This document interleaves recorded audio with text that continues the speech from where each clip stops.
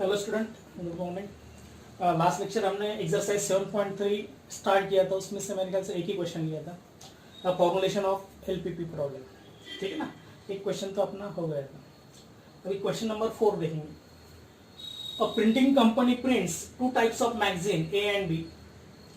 The company earn ₹10 and ₹15 on magazine A and B per copy. These are processed on 3 machines, 1, 2 and 3 respectively. Magazine A requires 2 hours on machine 1, 5 hours on machine 2 and 2 hours on machine 3. Magazine B requires 3 hours on machine 1, 2 hours on machine 2 and 6 hours on machine 3. Machines 1, 2 and 3 are available for 36 hours, 50 hours and 60 hours per week respectively. Formulate the LPP to determine weekly production of A and B so that total profit is maximum. तो ये problem किसका है? Maximisation का है। इन्हें आपको क्या करना है? प्रॉफिट मैक्सिमाइज करना है। प्रॉफिट दिया है उन्होंने, एक मैगजीन का, ए मैगजीन का 10 रुपीज दिया है और बी मैगजीन का कितना दिया है? 15 रुपीज दिया है, पर कॉपी दिया है, एक कॉपी कर दिया उन्होंने। तो हम क्या करेंगे? Let x be small x number of magazine A assume करेंगे, ठीक है, and y be number of magazine B assume करेंगे, ठीक है। तो एक टेबल बना लेंगे, magazine A and magazine B, बराबर है। ये प्रोसेस ऑन 3 मशीन दिया है, M1, M2 and M3। Process on machines, 3 machines है, first, second and third. 3 machine पे प्रोसेस हो रहा है और इनका प्रॉफिट भी दिया उन्होंने, या प्रॉफिट और अर्निंग जो भी है, प्रॉफिट लिख देंगे। ए हमने एक अज्यूम किया है, नंबर ऑफ यूनिट्स मैगजीन ए के रहेंगे, कॉपी जो भी रहेगा, और वाई नंबर ऑफ कॉपीज और मैगजीन बी रहेगा, ये वाई, ठीक है। अभी उन्होंने स्टार्टिंग में ही क्या दिया? प्रॉफिट दिया है। देखो प्रॉफिट कितना दिया है? अर्न दिया है 10 rupees per copy for a, ठीक है, ये रुपीज में रहेगा, and 15 rupees for magazine B के लिए दिया है, ओके। उसके बाद उन्होंने दिया, देखो statement, this are process on 3 machines 1, 2 and 3, okay. उसके बाद magazine A requires 2 hours on machine 1, 5 hours on machine 2 and 2 hours on machine 3, statement दिया उन्होंने। और फॉर मैगजीन बी के लिए required 3 hours on machine 1, 2 hours on machine 2 and 6 hours on machine 3 दिया है। और उन्होंने अवेलेबल पर वीक दिया है। मशीन 1 जो है ये 36 आवर यूज कर सकते हैं वीक में, ठीक है ना। तो ये 36 इसके लिए अवेलेबल जो भी है, अवेलेबल टाइम और रिक्वायरमेंट, अवेलेबिलिटी बोलते हैं उसको, और रिक्वायरमेंट बोलेंगे तो भी चलेगा। ये मशीन 1 की कितने है? 36 आवर्स दिया है। फॉर मशीन सेकंड ए के लिए 1 के लिए 36 दिया है, सेकंड के लिए 50 दिया है, और थर्ड के लिए कितना दिया है? अवेलेबल टाइम 60 आवर्स दिया है। इसके ज्यादा यूज नहीं हो सकता, ठीक है ना। उसके बाद उन्होंने दिया है, formulate the LPP to determine the weekly production of A and B so that profit is maximum. Only formulate करना है आपको, ठीक है। अभी आपको मैक्सिमाइज क्या करना है? प्रॉफिट। तो देखो ये एक मैगजीन का प्रॉफिट कितना है? 10। ऐसे अपने पास एक्स मैगजीन है तो प्रॉफिट कितना बनेगा? 10x रुपीज आएगा ए का, और मैगजीन बी का कितना आएगा? 15 आने वाला है, ठीक है ना। तो profit for x magazine, x magazine ए कितना आएगा? 10x रुपीज आएगा। और profit for y magazine, magazines कौन सा टाइप रहेगा? ये बी रहेगा, ये कितना आएगा? 15y आएगा। और टोटल प्रॉफिट कितना आने वाला है? 10x plus 15y। तो टू मैक्सिमाइज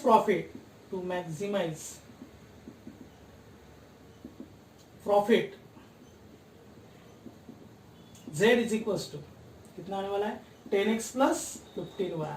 ये हमारा क्या रहेगा? ऑब्जेक्टिव फंक्शन रहेगा, सब्जेक्ट है to subjected to 2x plus 3y। देखो मशीन 1 पे 36 आवर ही अवेलेबल है पर वीक, तो x मैगजीन यानी मैगजीन ए के x ऐसी कॉपीज है अपने, तो 2x आवर्स लगने वाले हैं ए मैगजीन को, और बी मैगजीन को टोटल 3y आवर्स लगने वाले हैं, और टोटल कितने आएंगे 2x plus 3y, 2x plus 3y।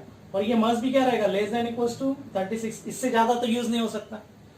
Similarly for machine 2 के लिए क्या रहेगा, 5x plus 2y less than equals to कितना आएगा 15। और लास्ट में थर्ड, मशीन थर्ड के लिए कितना आएगा 2x plus 6y less than equals to 60। And x and y ये क्या है, number of copies of magazine A and B दिया है, तो ये कभी भी नेगेटिव नहीं रहेंगे, तो ये हमेशा पॉजिटिव रहेगा, x greater than equals to 0 and y greater than equals to 0। okay, that is the formulation for question number 4. okay, note this.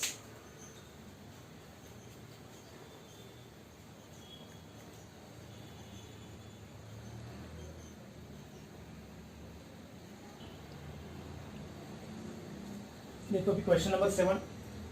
A doctor has prescribed 2 different units of food A and B to form weekly diet for a sick person. The minimum requirement of fats, carbohydrates and proteins are 18, 28 and 14 units.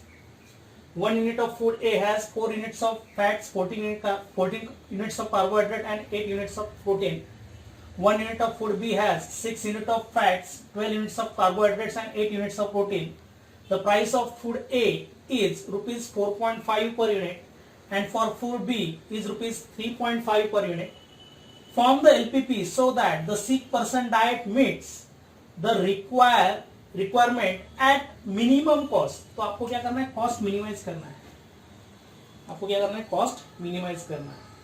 और यहाँ क्या हो रहा है, 2 food का दिया है diet plan, food A and food B, food A and food B.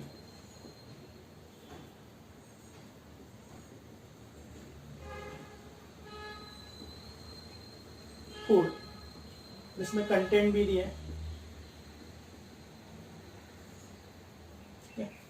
Foods ए। अभी फूड्स ए हम नंबर ऑफ यूनिट्स एक्स इतना क्या कर रहे हैं, फूड ए बना रहे हैं, और फूड बी यानी वाई एज्यूम करेंगे हम, बराबर है।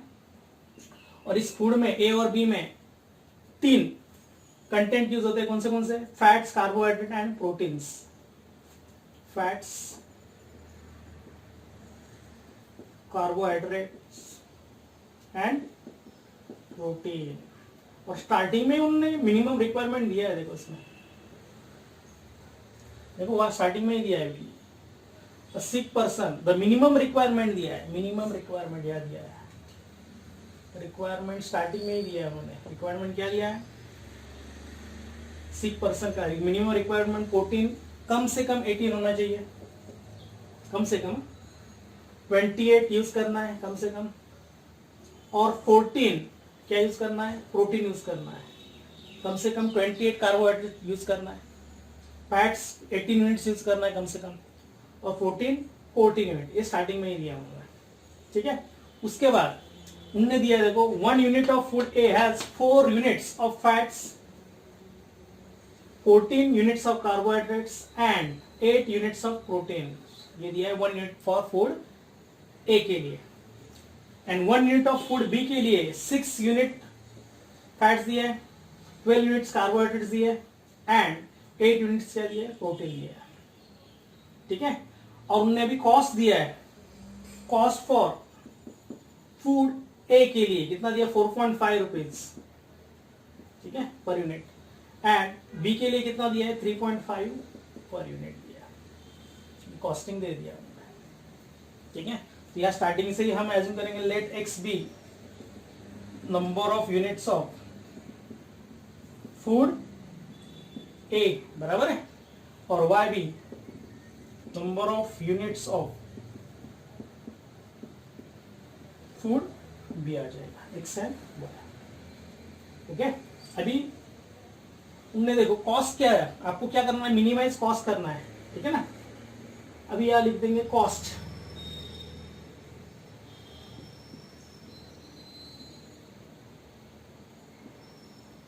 cost of food A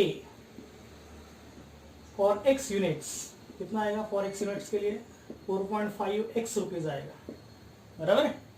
cost of food B के लिए for food B for x y units के लिए कितना आने वाला है 3.5 वाई रुपीज आएगा, बराबर ना। ये 3.5 1 यूनिट के लिए, ऐसे अपने पास वाई यूनिट है तो ये 3.5। टोटल कॉस्ट कितना आएगा फिर, टोटल कॉस्ट कितना होने वाला है 4.5 एक्स प्लस 3.5 वाई रुपीज इतना आने वाला है, ठीक है। तो ये आपका z रहेगा objective function to minimize the cost, z is 4.5 x plus 3.5 y, बराबर है। और ये आपने लिखा तो भी चलेगा, अभी फैट्स के बारे में लिखेंगे, फैट्स का, ठीक है। मिनिमम, हाँ फैट्स अभी क्या करेंगे, फैट्स के बारे में लिखेंगे। For food A, for food A x units के लिए कितने फैट्स लगने वाले हैं, 4x यूनिट्स लगने वाले हैं, यूनिट्स ऑफ फैट्स लगने वाले हैं। फॉर फूड बी के लिए, फॉर वाई यूनिट्स के लिए ना, कितने यूनिट्स लगने वाले हैं 6 into y, that is 6y units लगने वाले हैं। मिनिमम फैट्स कितना है, मिनिमम फैट्स अवेलेबल कितना है 18 यूनिट्स है, बराबर है। So therefore 4x plus 6y क्या रहेगा, less than equals to, less than नहीं रहेगा, मिनिमम रिक्वायरमेंट है ना, तो डेफिनेटली क्या रहेगा ग्रेटर देन इक्वल्स टू 18, यानी कम से कम 18 तो होना चाहिए, 18 से कितना भी ज्यादा रहेगा तो भी चलेगा। तो 4x plus 6y must be greater than equals to 18। Similarly वैसे हम कार्बोहाइड्रेट और प्रोटीन का लिख सकते हैं, ठीक है ना। सिमिलरली फॉर कार्बोहाइड्रेट्स एंड इसका आएगा प्रोटीन, क्या आने वाला है condition 14x plus 12y greater than equals to 28 and 8x plus 8y greater than equals to कितना आएगा 14 आएगा, ठीक है। हेंस आपको लास्ट में आंसर क्या लिखना है, फिर फॉर्मुलेशन अच्छी तरह से लिखना है। मैक्सिमाइज, सॉरी मैक्सिमाइज नहीं, मिनिमाइज का प्रॉब्लम ना, minimize cost. So minimize z is equals to क्या दिया है 4.5x plus 3.5y subjected to st, subjected to क्या आएगा, subjected to first condition 4x plus 6y must be greater than equals to 18, then second condition और second constant 14x plus 12y must be greater than equals to 28 and 8x plus 8y must be greater than equals to 14, and x and y these are decision variable, they are always greater than equals to 0. That is the formulation for question number 7. Okay, note this.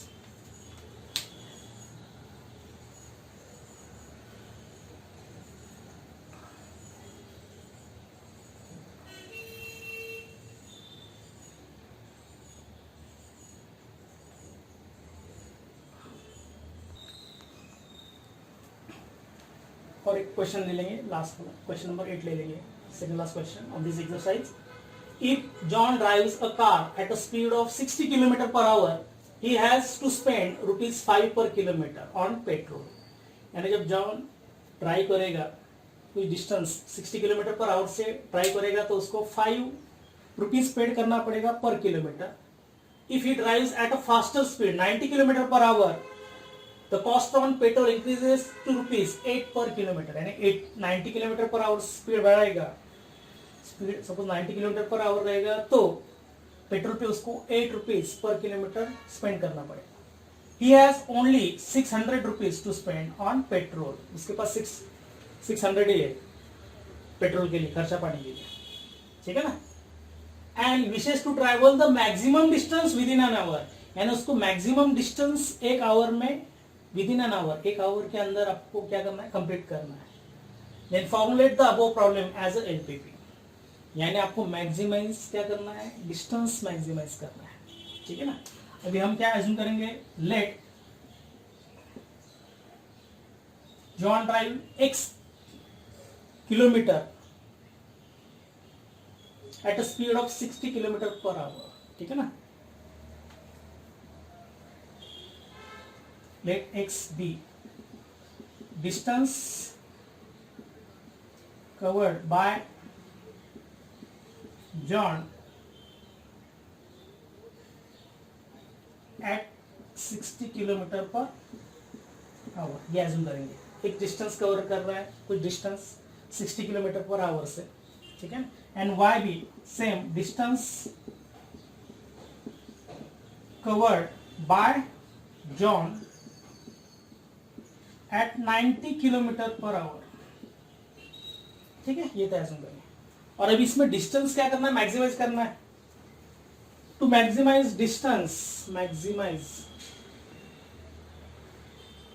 Distance, तो यहाँ z आ जाएगा आपका objective function, x plus y आने वाला है। इतना distance इसको कवर करना, maximum distance x plus y. Total distance 60 kilometre per hour का डिस्टेंस हमने x लिया है और 90 किलोमीटर पर आवर का कितना लिया है y, तो टोटल डिस्टेंस कितना आएगा x प्लस वाई। तो ये आपका z यानी ऑब्जेक्टिव फंक्शन आने वाला है, ठीक है। उसके बाद उन्होंने कॉस्ट ऑन पेट्रोल दिया, उन्होंने कॉस्ट ऑन पेट्रोल ये निकालेंगे, ठीक है। तो cost on petrol first speed जब क्या रहेगा 60 किलोमीटर पर आवर रहेगा, तो उसका कॉस्ट कितना रहेगा, x डिस्टेंस कवर कर रहे हैं, ठीक है ना। और 1 किलोमीटर के लिए कितना x, ये एक इन किलोमीटर रहेगा डिस्टेंस, ठीक है ना। x डिस्टेंस जो कवर हो रहा है 60 किलोमीटर पर आवर से, ठीक है ना, पर आवर से, तो x ये किलोमीटर में ही रहेगा। x किलोमीटर डिस्टेंस कवर कर रहे हैं, तो कॉस्ट पर किलोमीटर कितना दिया है, 5 रुपीज दिया है। तो ये 5x ये रुपीज इतना क्या आएगा, कॉस्ट ऑन पेट्रोल आएगा जब उसका स्पीड कितना रहेगा 60 किलोमीटर पर आवर। एंड जब स्पीड 90 किलोमीटर पर आवर रहेगा तो कॉस्ट ऑन पेट्रोल क्या रहेगा, डेफिनेटली इसका दिया है हमने कॉस्ट ऑन पेट्रोल 8 पर किलोमीटर दिया है, 8y इतना स्पेंड हो जाएगा रुपीज, ठीक है ना। और उनके पास अवेलेबल है स्पेंड के लिए कितना है 600 रुपीज है। So he has only 600 rupees. So 5x plus 8y must भी क्या रहेगा, लेस देन इक्वल्स टू 600। इससे ज्यादा तो खर्च नहीं करेंगे, उसके खिस्से में ही कितना है 600 ही है, तो लेस देन इक्वल्स टू 600 आने वाला है, ठीक है। ये हो गया cost on petrol. Time calculation देखेंगे, आपको विद इन एन आवर आपको क्या करना है, डिस्टेंस कवर करना है, तो टाइम कैलकुलेशन लेंगे। उसको डिस्टेंस तय करना है within an hour, within an hour ये डिस्टेंस उसको तय करना है, x plus y distance within an hour cover करना है, ठीक है ना। तो हम पहले क्या करेंगे, t1 टाइम ले लेंगे, टाइम रिक्वायर्ड टू ट्रैवल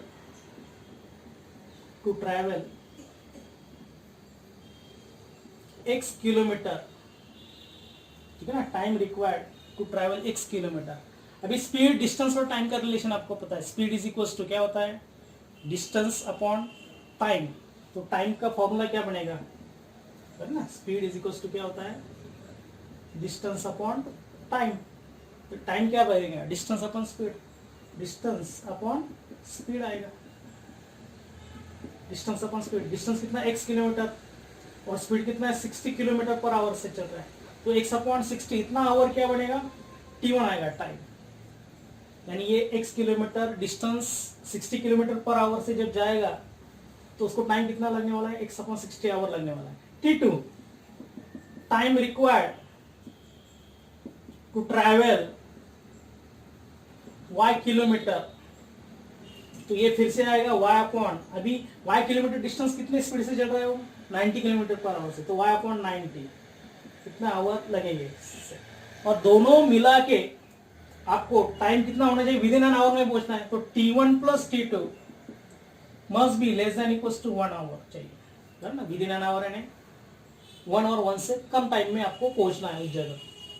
तो ये t1 कितना है x/60 प्लस t2 कितना है y/90 less than equals to 1 and x and y always greater than equals to 0। तो यह फॉर्मुलेशन फिर अच्छी तरह से लिख देंगे। फॉर्मुलेशन क्या रहेगा, maximize distance z is equal to क्या बनेगा x plus y. Okay, subjected to st, subjected to फर्स्ट कंस्टेंट आ जाएगा 5x plus 8y less than equal to 600 and next constant x upon 60 plus y upon 90. Okay, must be less than equals to 1 and x and y always greater than equals to 0. That is the formulation for question number 8. Okay, note this.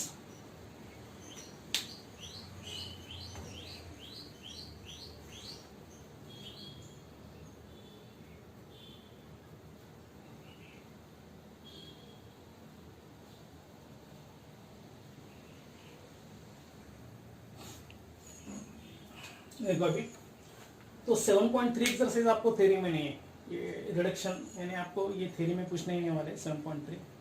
ठीक है ना, ठीक है, हमने तो कुछ practice के लिए ले लिया है. तो देखो अभी आगे लीनियर प्रोग्रामिंग कुछ प्रॉब्लम्स देखेंगे हम. अभी हमको क्या दिया, डायरेक्टली फॉर्मुलेशन दिया है और ये आपको फॉर्मुलेशन क्या करना है, सॉल्व करना है ग्राफिकली. ये तो कंस्टेंट हमने देखा था, इसका ग्राफ कैसे निकालना है. ये 7.2 में हमने देखा था कैसे ग्राफ ड्रॉ करना है, वही प्रोसीजर इसमें. ठीक है ना, और फिर थोड़ा सा एक्सटेंड हो जाता है इसमें. फिर इसका काम आ जाता है जब आप फिजिकल रीजन ढूंढोगे ये कंस्टेंट सॉल्व करने के बाद, फिर फिजिकल रीजन के आपको कॉर्नर पॉइंट्स ढूंढने होते हैं और वही कॉर्नर पॉइंट्स आपको क्या करना है, जेड में डालना है. और जिस जेड के लिए जिस पॉइंट के लिए जेड की वैल्यू ज़्यादा आ रही है, मैक्सिमम आ रही है, वो उसका आपका क्या रहेगा, फाइनल आंसर रहेगा. ठीक है, अभी सॉल्व करेंगे. इसमें कितने कंस्टेंट दिए, 1 2 3 4 5 कंस्टेंट दिए. ठीक है ना, तो first L1 x less than equals to 4, that is x equals to 4.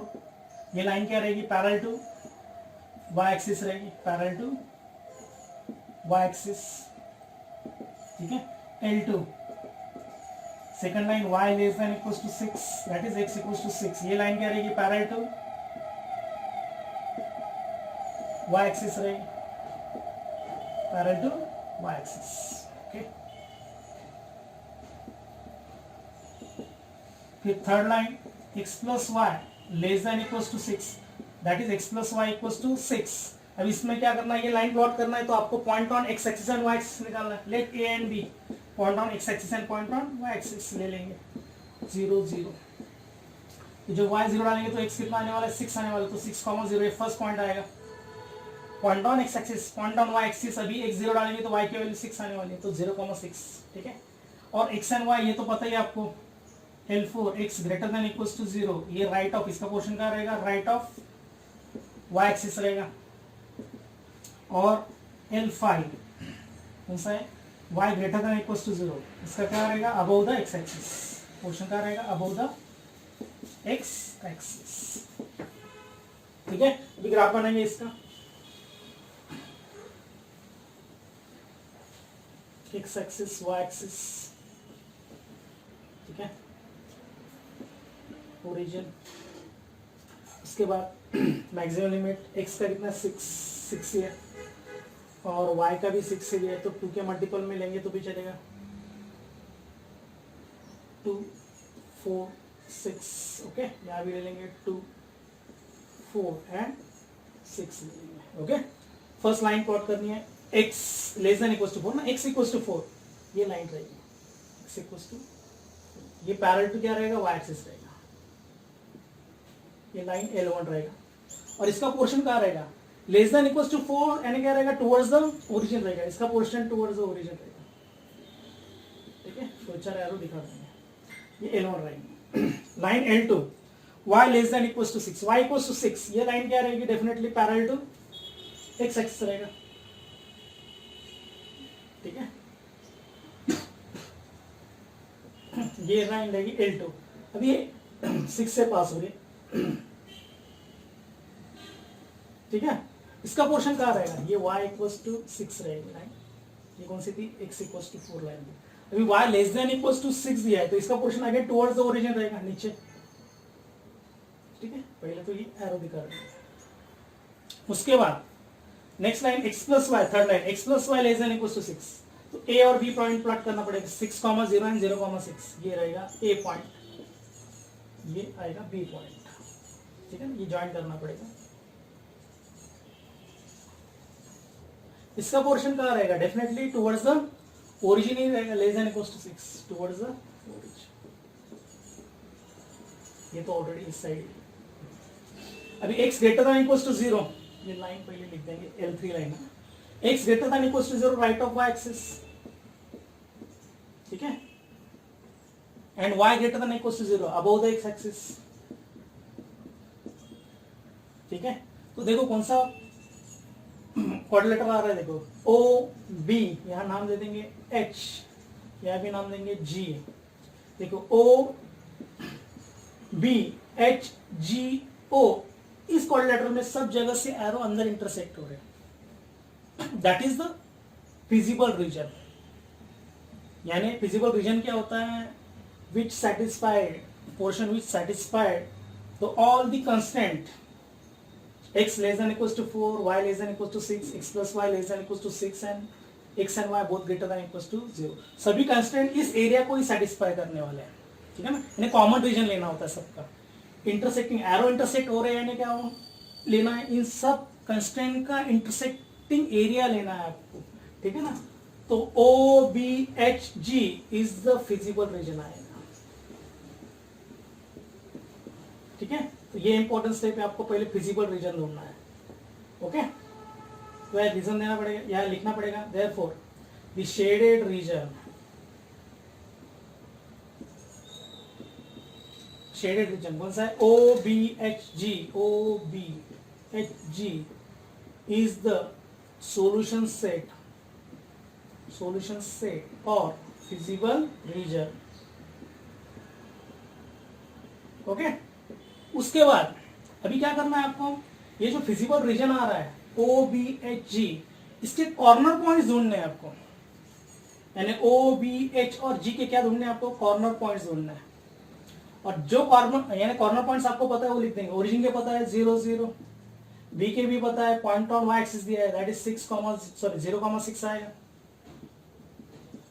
और किसका पता है, जी के पता है दैट इज 4,0 आएगा। एच के लिए आपको दो लाइन सॉल्व करनी पड़ेगी, इसका इंटरसेक्टिंग पॉइंट है L3 का एंड L1 का। For H solving L3 and L1, तो L3 क्या था अपना x plus y equals to 6 and L1 कितना था, L1 x इक्वल्स टू 4, तो x की वैल्यू मिल जाएगी 4, तो ये वैल्यू इसमें डाल देंगे फर्स्ट इक्वेशन में। तो 4 प्लस वाई 6, तो y कितना आने वाला है, definitely therefore y is 6 minus 4 2 आने वाला है। तो h के कोऑर्डिनेट मिल जाएंगे दैट इज 4, 2 आने वाला है, ठीक है।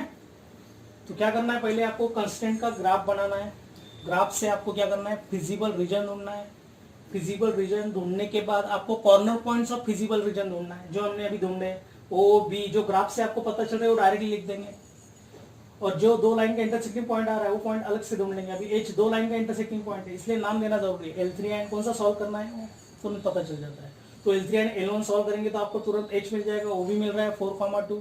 अभी नेक्स्ट टारगेट क्या है, आपको इस कॉर्नर पॉइंट्स पे आपको Z की वैल्यू ढूंढनी है, और जिस पॉइंट के लिए Z की वैल्यू मैक्सिमम आ रही है वही आपका फाइनल आंसर रहेगा, ठीक है। पहले यहां तक नोट डाउन कर लो।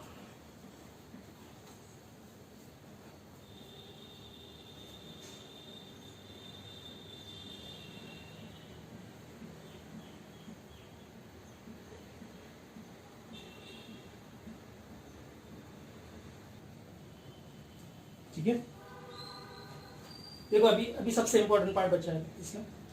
अभी क्या करना है आपको, दो कॉलम बनाने के, corner points of feasible region जो यहां दिखे O B H G, O B H G जो ढूंढे वो लिख देंगे। ओरिजिन के 0 0 होते, बी के 0 6, एच के अभी निकाले 4,2 और जी के लिए आ रहा है 4,0। तो फर्स्ट कॉलम में कॉर्नर पॉइंट्स ऑफ फिजिबल लिखेंगे, फिजिबल रीजन, और सेकंड कॉलम में ऑब्जेक्टिव फंक्शन जो आपको मैक्सिमाइज करना है, जो ऑब्जेक्टिव फंक्शन दिया था आपको क्वेश्चन में L1x प्लस 8y, ये आपको मैक्सिमाइज करना है, बराबर ना। तो ये सभी पॉइंट के लिए z की वैल्यू निकालनी। ओरिजिन के लिए 0 ही रहेगा z की वैल्यू, 0,6 के लिए क्या रहेगा, देखो 0 इंटू 11 0 रहेगा, 8 इंटू 6 8 6 48 आएगा। उसके बाद 4,2 के लिए 11 इंटू 4 जो भी ये साइड में निकाल लेंगे तो भी चलेगा, 11 इंटू 4 प्लस 8 इंटू 2, ये आएगा 44 प्लस 16, बराबर है, ये 60 आ रहा है। और फिर 4,0 के लिए कितना आ रहा है 44, 11 4 जा 40। तो इसमें से मैक्सिमम वैल्यू कौन सी है, डेफिनेटली कौन सी है 60 है, तो ये आपका आंसर है, ठीक है, ये मैक्स वैल्यू है ना। सो यहाँ लिखना पड़ेगा therefore z max is 60 when x is 4 and y is 2, तो ये आपका फाइनल आंसर रहेगा, ठीक है ना। तो z मैक्सिमम वैल्यू कौन से पॉइंट के लिए आ रही है, h के लिए आ रहा है, तो z has maximum value that is 60 when x is 4 and y is 2। तो मैक्सिमा के लिए क्या करना, आपको मैक्सिमम वैल्यू लेनी है, और मिनिमा रहेगा तो आपको मिनिमम वैल्यू सिलेक्ट करनी होती है, ठीक है। तो इसमें आपको ग्राफिकल मेथड, इसको कॉर्नर पॉइंट्स मेथड भी बोलते हैं, ग्राफिकल मेथड का दूसरा एक नाम है कॉर्नर पॉइंट्स मेथड भी बोलते हैं। इसमें कॉर्नर पॉइंट्स यानी क्या होता है, आप क्या करते हैं, जो कंस्ट्रेंट दिए उसका पहले तो ग्राफ निकालते हैं, ग्राफ निकालने के बाद क्या ढूंढते हैं आप, फिजिबल रीजन ढूंढते हैं, और फिजिबल रीजन के जो वर्टेक्सेस होते हैं वही क्या रहते हैं, corner points of feasible reason होते हैं। यानी ये OBHG जो दिखाया है ना, OBHG ये corner points of feasible reason है, इसलिए उसको कॉर्नर पॉइंट्स मेथड भी बोलते हैं। और उसी कॉर्नर पॉइंट्स पे आपका क्या होता है, सॉल्यूशन होता है। तो इसी कॉर्नर पॉइंट्स पे आपको क्या करना है, z की वैल्यू निकालनी है। इसलिए मैंने 2 कॉलम लिए है, corner points of feasible region, जो इसमें दिए वही लेने, सभी के सभी पॉइंट लेने की जरूरत नहीं है, जो फिजिबल रीजन के पॉइंट्स है वर्टाइसेस से वही लेने हैं, नहीं तो आप सब लेते जाओगे तो नहीं चलेगा ऐसा। इसलिए हम इंपॉर्टेंट स्टेप क्या है, फिजिबल रीजन ढूंढ रहे हैं, ठीक है ना। तो फिजिबल रीजन के सब कॉर्नर पॉइंट्स लिख लो, और फिर z की वैल्यू उस पर्टिकुलर पॉइंट के लिए निकाल लो, और जिसके लिए मैक्सिमम रहेगा वही आपका सॉल्यूशन रहेगा। तो ये h के लिए क्या आ रहा है, 60 मैक्सिमम आ रहा है, तो maximum value of z is 60 when x is 4 and y is 2, that is when और एट h इज 4,2 रहेगा। तो ये टोटल आपको 4 मार्क्स के लिए एग्जाम में आ सकता है, okay, note this. 32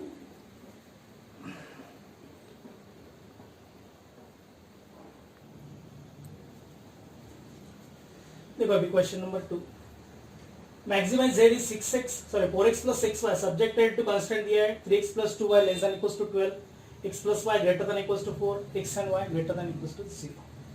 first in equation लेंगे L1, 3x plus 2y less than equals to 12, so 3x plus 2y equals to 12, so point on x axis and point on y axis निकालेंगे a and b।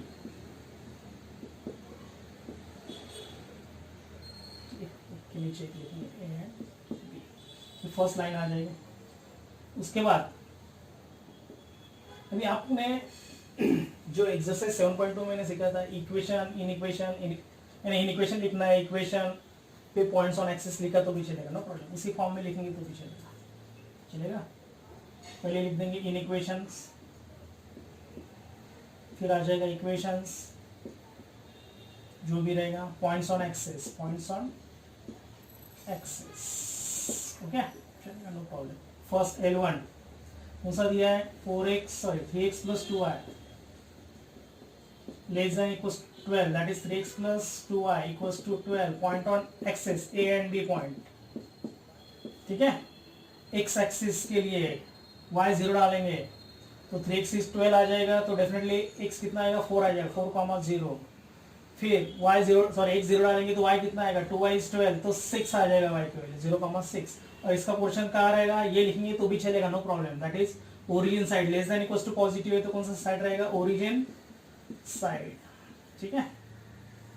फिर second ले लेंगे L2, क्या दिया है L2, x plus y greater than equals to 4, that is x plus y is 4, so point on x axis and y axis C and D ले लेंगे, चलो नो 0 0, अभी y 0 डालेंगे तो x 4 आने वाला है, तो 4,0 0,4, ये पॉइंट ऑन एक्सिस आने वाला है। फिर इसका पोर्शन कहाँ रहेगा, greater than equals to positive number, therefore it is non origin side, ठीक है। और x and y always greater than equals to 0, लिखेंगे तो भी चलेगा, नहीं लिखेंगे तो भी चलेगा। x greater than equals to 0 आपको पता है, राइट ऑफ y एक्सिस होता है, इसका portion right of y axis रहेगा, and y greater than equals to 0 ये अबव द x एक्सिस रहेगा, अबाउ द एक्स एक्सिस, ठीक है। इसके पहले वाले क्वेश्चन में लिखेंगे तो भी चलेगा इस तरह से, नो प्रॉब्लम, ठीक है। उसके बाद इसका ग्राफ निकालना है। अभी ग्राफ निकालने के लिए एक्स एक्सिस, वाई एक्सिस,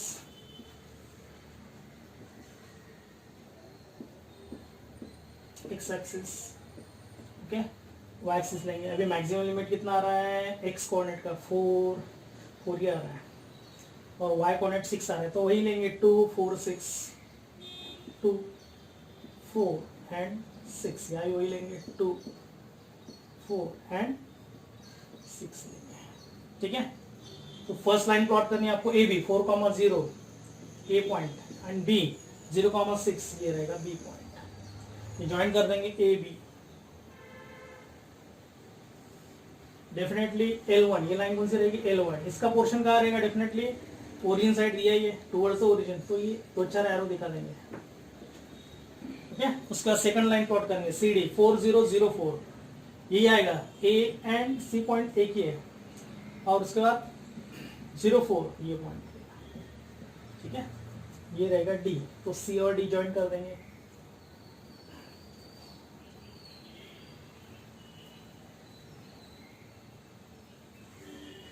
ठीक है। ये लाइन आने वाली है, चल थोड़ी टेढ़ी मेढ़ी हो जाएगी,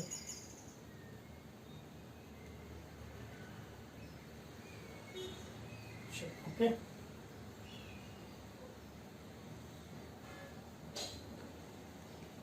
ये पॉइंट डी है, ओके।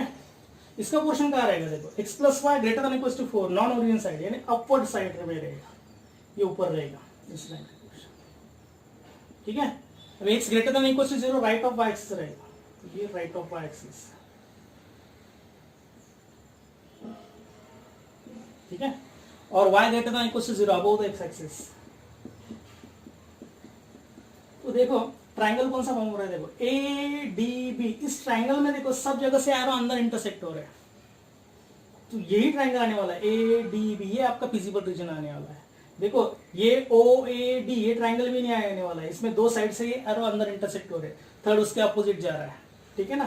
तो कौन सा रहेगा, ये फिजिबल रीजन रहेगा, that is O A D B. इसको सी नाम देंगे तो चलेगा, ए और सी पॉइंट एक ही है, नो प्रॉब्लम, ठीक है ना। तो यह लिखना पड़ेगा, therefore the shaded region, shaded region कौन सा है, नाम देंगे उसको, दिया है ना हमने नाम, क्या है, A D B is the solution set और फिजिकल रीजन, ठीक है। फिर कॉर्नर पॉइंट्स तो आपको डायरेक्टली ग्राफ से ही पता चल रहा है, सो कॉर्नर पॉइंट्स क्या आ रहा है, ए इज क्या आ रहा है 4,0, ओके 4,0 आएगा। उसके बाद डी क्या दिया है, D is 0,4 and B is 0,6, ठीक है। तो इसी 3 पॉइंट पे क्या करना है आपको, जेड की वैल्यू ढूंढनी है मैक्सिमम, और जो जेड ज्यादा रहेगा तीनों पॉइंट में से, वो आपका क्या रहेगा, फाइनल आंसर रहेगा। तो यह अभी 2 कॉलम करने पड़ेंगे, corner points of feasible region, okay, and objective function, and objective function जो ऑप्टिमाइज करना है, दैट इज जो मैक्सिमाइज करना है वो लिखना है, जेड इज 4x + 6y। तो 3 पॉइंट लिख देंगे, ए 40, डी 04 और कौन सा है, बी 06, बस इसमें वैल्यू डाल देंगे। कितना आ रहा है ए के लिए, x 4 डालेंगे तो 4 4 16 आ रहा है, बाकी तो 6 × 0 0 आएगा ये। फिर 0,4 के लिए कितना आ रहा है, 6 4 24 आ रहा है, और लास्ट में 0,6 के लिए कितना आ रहा है, 36 आ रहा है। तो डेफिनेटली ये मैक्सिमम है 36, ठीक है ना। तो आंसर क्या रहेगा, final answer, therefore Z max is, या लिख रहा हूं मैं, is Z max is 36 when x is 0 and y is 6। तो ये आपका फाइनल आंसर है, when y is 6, okay, that is the final answer, note this.